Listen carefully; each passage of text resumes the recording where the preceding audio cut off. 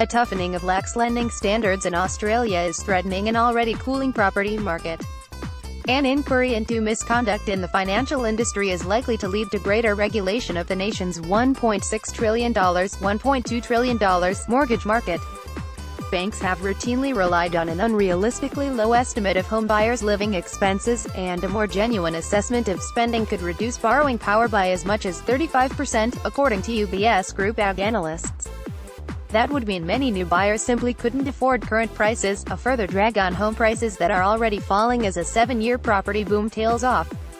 What drives house prices is credit availability, said Sean Fenton, director at Sydney-based Tribeca Investment Partners, which manages about $2.5 billion.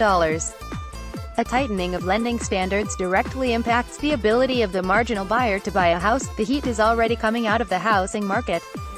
Prices in Sydney, the world's second most expensive property market, fell 2.1% in March from a year earlier, according to CoreLogic Inc.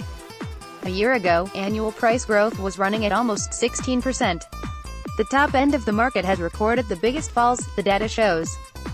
Tighter lending standards for new mortgages are being felt. Source: Australian Prudential Regulation Authority. CoreLogic. The boom was fueled, in part, by easy credit. Many of the big lenders relied on a basic household expenditure benchmark to estimate living costs when determining how much someone could borrow. According to UBS analysts, banks assumed the same $32,400 annual expenses for households earning $80,000 or $500,000, in a country where private school fees can run to more than $30,000 a child. The lax spending checks inflated the amount homebuyers could borrow, saddling them with mortgages they may struggle to repay if interest rates rise.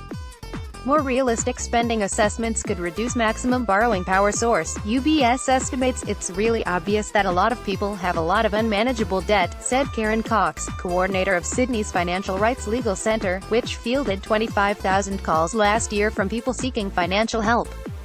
Because it's such a benign interest rate environment, the problems can only get worse. Based on historic income and price relationships, property prices in Sydney and Melbourne are overvalued by between 25% and 30%, according to Paul Dales, chief Australian economist at Capital Economics. For now, he's predicting prices will just edge lower, with the crunch coming if interest rate increases coincide with tighter credit conditions. All properties in those cities are particularly vulnerable. Change in house prices required to return to a sustainable asterisk level. Source: Capital Economics estimates asterisk calculated on current disposable income to house price ratio compared to recent norm. The banks are already moving to get ahead of potential regulatory changes. Starting this week, Westpac Banking Corp will require a more detailed breakdown of borrowers' spending and existing debts. Westpac is committed to responsible lending and ensuring we have a clear understanding of our customers' financial situations, a spokesperson said. Commonwealth Bank of Australia now captures 11 categories of expenses from would-be borrowers, according to a spokesperson.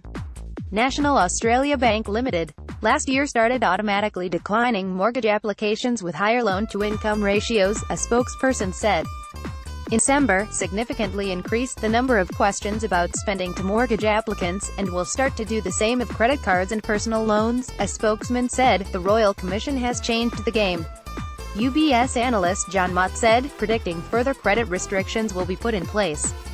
This could lead to Australia's Minsky moment, he said, referring to the economic term for a sudden collapse in asset prices after a long period of growth. House prices may fall as much as 3% this year and next, he said. Loans delayed. Homebuyers are starting to feel the effects of tougher lending standards, said Otto Dargan, managing director of mortgage broker homeloanexperts.com.au. Borrowers' estimates of their own spending are being verified against bank account and credit card records, and loan applications are being delayed while more questions are asked, he said. To be sure, 3 factors stand in the way of a substantial drop in home prices: population growth, a lack of supply and low interest rates. Most economists predict a soft landing in the housing market, with declines of no more than 5% to 10%. We don't expect to see a big correction, said Sarah Hunter, head of Australia macroeconomics at BIS Oxford Economics. For some households, though, it is clearly going to be a